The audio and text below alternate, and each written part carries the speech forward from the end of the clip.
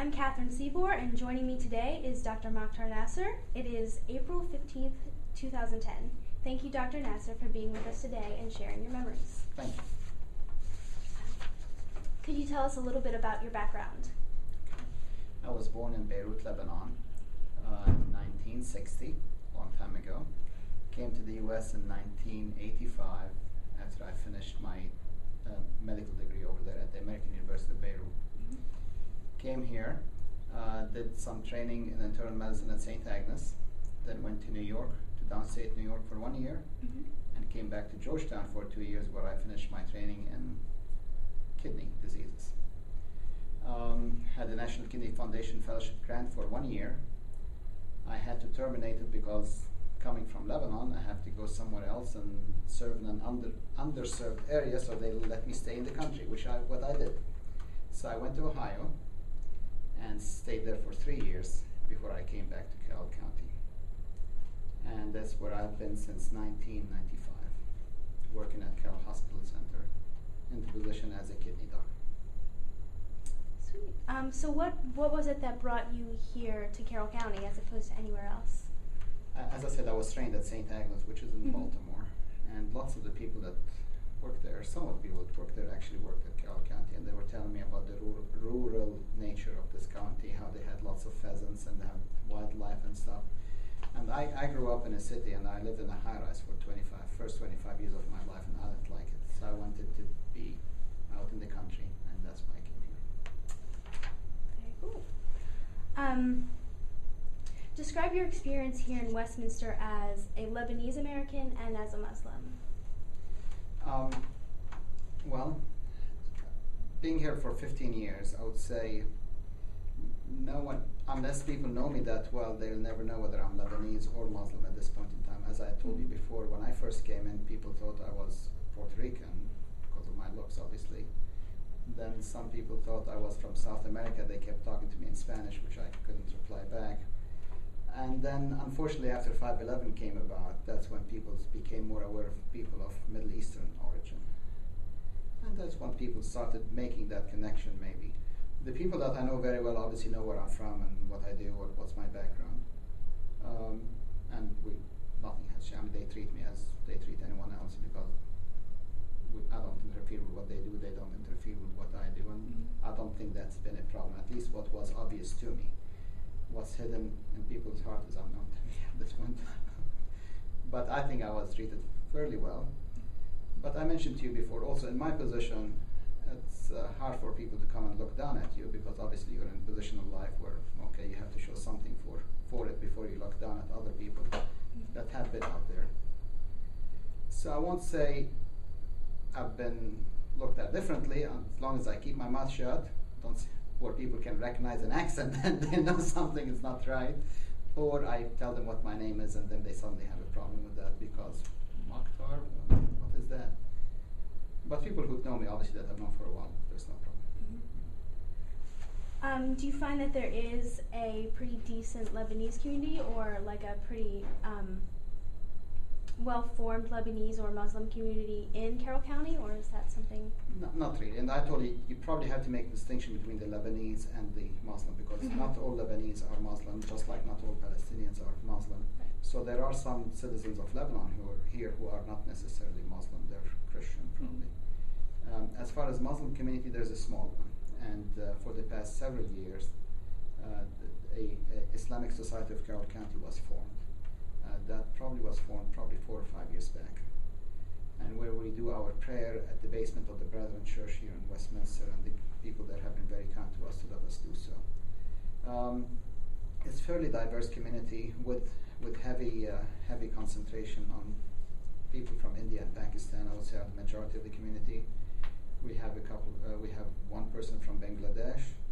We have a couple of Egyptian guy.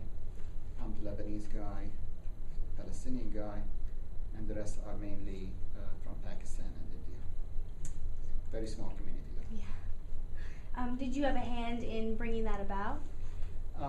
The way it started is one time one of the docs at the hospital wanted to have a group to do the prayer on Friday, and he invited myself and another doc, and that's how it started.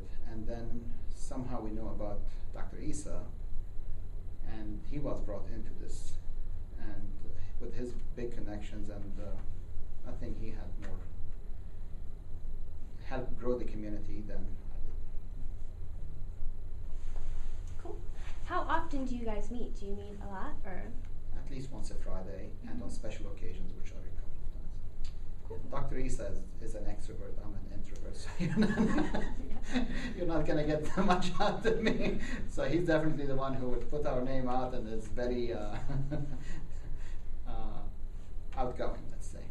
Cool. Is there any connection to like the youth culture or trying to maintain your Lebanese heritage within that group? Or I'm sorry, with your Muslim heritage within that group? Well, that group is mainly Muslim. So what we do, there are two major holidays for people of Islamic faith, and we do celebrate them. So we try to have a gathering. It's usually after Ramadan, which is the breaking of the fast holiday, and after the pilgrimage is done, and that's the Eid al-Adha. And we do have two gatherings. Either we have them at the church, there at the basement of the church, or lately we've been renting the hall at the Best Western, and the community gathers from there. And it's usually a larger gathering than your usual Sunday. What concerns do you have about being able to pass down your Lebanese heritage and culture to your children? Oh, big concern. Not necessarily the Lebanese heritage, but mainly the Muslim heritage, because my wife is not necessarily of the Muslim faith. She does understand it, and she spends more time with my kids than I do. So, not that she's trying to make them be any different than I would like them to be, but except they don't get the background I would like them to be exposed to. So to do that, we go once a year to Lebanon, where they're exposed to the other side of the family. Unfortunately, it's a very short trip for max 10 days.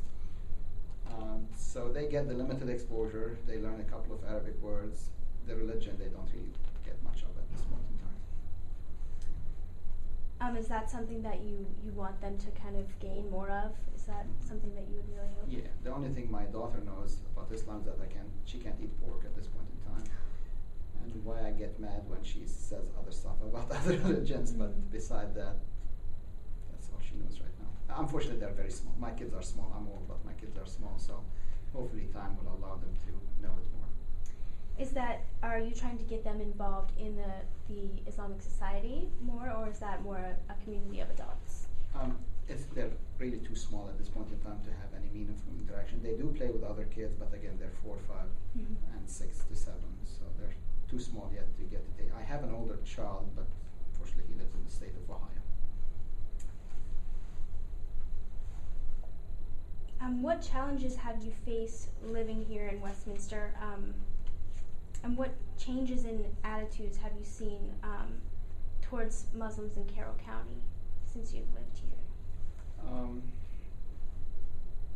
I don't really know what the general impression. I can have an impression of what the impression is, but no one has really come out and told me. Every now and then, believe it or not, my very dear patients that don't know where I'm from or what my background is will come and say stuff to me, not knowing who I am. Not in a mean way, but emphasizing the connection between Muslims and terrorism, Muslims and killing people, Muslims and whatever, out of either naivete or ignorance, I would say. In the position I'm in, then I'm not in a position where to correct them or say anything different other than say, well, maybe. But in that setting, I'm not in a position to say, okay, the people I know very well, obviously, when my dear friend who was my best man at my wedding made fun of me because I have to wait for the moon to know when the next holiday is, I told him, hey, don't make fun of me. That's how we have to do it, and we'll live with it. Yeah. Could you describe your experience raising a family here in Carroll County? That's a challenge. I'm a little bit behind in starting, so that usually puts a toll on your system. We just do the same thing. We have to take kids to school, take them to every now and then after our entertainments, take them to other birthdays. Try to let them know that humans are the same, whether you're Muslim, Christian, Jewish, or whatever. I mean, and you all basically want to have a good life, not hurt anyone, be truthful to yourself, and achieve something in life and move on with your life. I mean, no, we're special, but we're each special in our way. Yeah. Nothing special. I mean, and this is what the Muslim religion says: respect your others, just and treat others as you would like to be treated yourself. You said that your wife was raised Christian. How has that affected the way you I don't know, make friends in the community or interact with other people in the community, having both faiths represented in your family? I don't really know. When you meet people, the first thing you say, okay, I'm Mokhtar Nasi, the Muslim, can you interact with me? I mean, we just don't. I mean, you just interact with people, and then ultimately, if you get to know them more, they will know where you're at. Obviously, not going to take them much longer to know who I am, because they soon realize I can't drink any alcohol, so that puts a limit to it. Then every now and then the alcohol thing comes about, and the pork thing comes about, and then finally people make the connection. So, but I mean, it's not an issue. And as I said, people mixing me up with Spanish-speaking people makes it a little more confusing. But I mean, no one walks around saying, I'm the Muslim guy, come and talk to me. In what ways do you want to see the county change? Either, I don't know, economically or in understanding of race issues? Well, I was trying to look at the statistic as far as what's the projected demographic of the county is going to be. I don't think it's going to change much. I think it's still going to be 93% plus Caucasians. So I don't intend to change anyone. Everyone's supposed to. Having said that, in the Muslim faith, you're supposed to expose other people to your faith and let them know what you know, just in case they embrace it.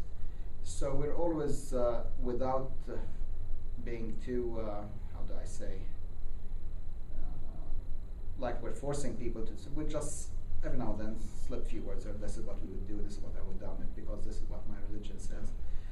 As long as people live and let live, I don't have any problem. The only biggest thing we're going to run into at some point in time, which we think might be coming down the pike, is if we're going to have a mosque in Carroll County. And we've been thinking about it for a while, and we don't know how polarizing that's going to be.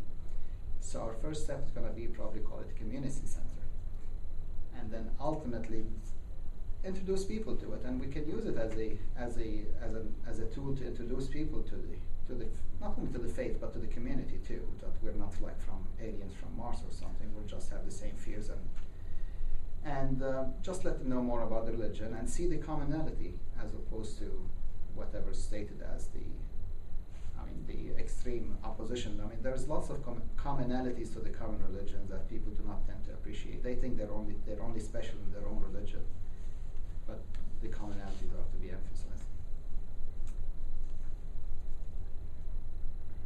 So is that something that you think would come about within the next decade, or something that would be maybe once we get our community center going, which we hopefully will be doing very soon, as we think we have a location that we've identified, but